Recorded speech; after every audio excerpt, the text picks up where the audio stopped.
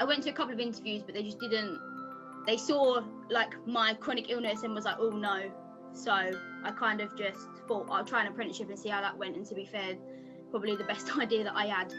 So I'm happy that I'm with Essex Boys and Girls, to be honest, because they get it, which is nice. So.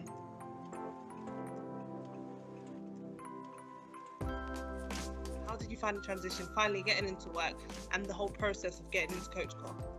It was weird because I just sat there and I said to my mum, I said they're gonna read it and they're gonna see chronic illness and they'll see that little bit, and it doesn't matter how much experience I've had, it doesn't matter whether my grades are good or anything like that, they'll just focus on that one, what they call a negative, and they'll say, oh, she's not reliable, so that I'll be there for a couple of days. I'll be ill, like obviously I have flare-ups, so if I call in and say, oh, I've had a flare-up, I'm not feeling very well, they'll be like, oh, that's it, she's sacked. But they didn't, so that was quite nice. What's your most memorable moment as a coach?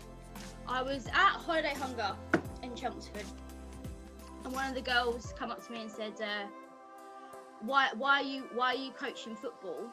You're a girl. And I said to her, no.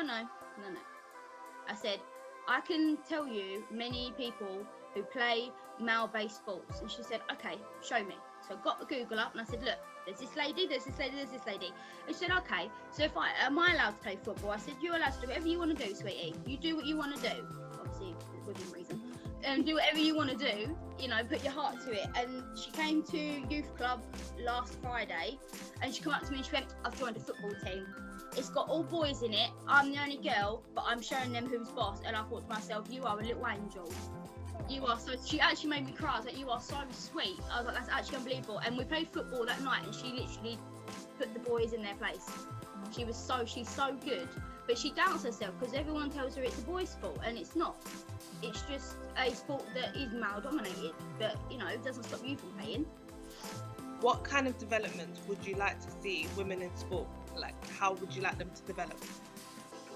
I want more women, to be honest. Like, every time I coach, there's so many young boys, and I'm like, where are the girls? even with our coach corps lot, there's 4 girls, and I'm like, where are the girls at? Like, come on. Like, I played girls football, and I get told at youth club, why did you play that? And I'm like, because I want to play football. I don't care if I'm a girl. If I want to play football, I'll play football.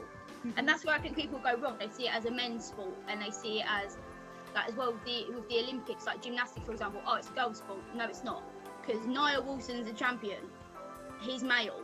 So I feel like people are very gender, I can't think of the word. It's more like they gender-size the football. So football, man, gymnastics, women. Like, it's not all that anyone can do anything.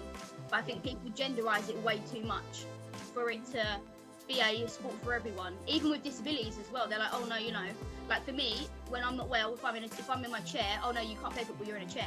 But how about you adapt it? It's all about adaptation. If you're not going to adapt it, how are people supposed to grow? Very true. Love that. Most inspirational woman that has made an impact in your life, and why? I'd say my mum. You're going to make me cry. My mum is an absolute legend. I love my mum. She's been through so much stuff. And like, she used to be a swimmer, my mum. She's the reason why I like sport, because my mum used to be a swimmer. And she loved it. And you could tell by her eyes. And when she used to take me swimming when I was younger, you could see like the little glimmer in her eyes, like she loves it. And obviously having me, unfortunately for her, meant that she didn't do swimming as much anymore. But she loves it. Like, my mum is my big supporter. There's one time when I was dancing, and it's on YouTube, and I kid you not, you can hear her screaming in the back. All I did was a flip, and you can hear it going way at the top of her voice. And I sit there and I think, Mum, you're a gem. Like, I absolutely love you. My mum is my biggest supporter, and I love her. I'm gonna cry, and I absolutely love her. Oh, you're making me cry, Steph. What's going on? You're making me cry. To be honest, You better not tell my mum. You better not tell my mum.